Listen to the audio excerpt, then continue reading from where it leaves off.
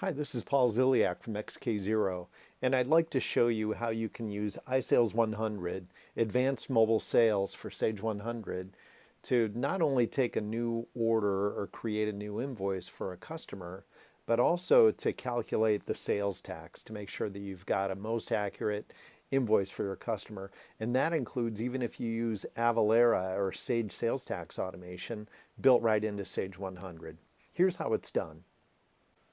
In Sage 100 Customer Maintenance, for each individual customer, you already would have accepted a default tax schedule at the customer level and also at the ship level.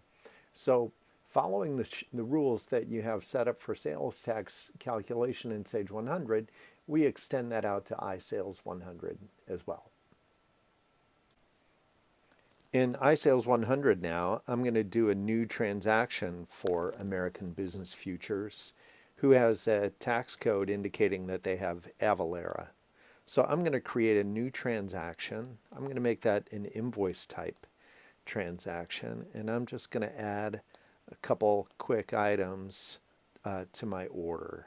So I'm going to go ahead and add that item, and then go ahead and add another item as well, one of those.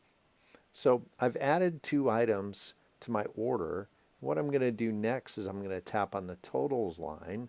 Then I'm going to tap on the little ellipse in the upper right hand corner and choose calc totals. So what's going to happen now is iSales makes a live read to Sage 100, and you'll see that in a blink of an eye, it's brought back my sales tax calculation. Accurate up to the moment as my sales tax is set up, including Avalara sales tax in Sage 100. Next, after going ahead and getting a signature for my order, the next thing I'm going to do is I'm going to go ahead and synchronize my transaction.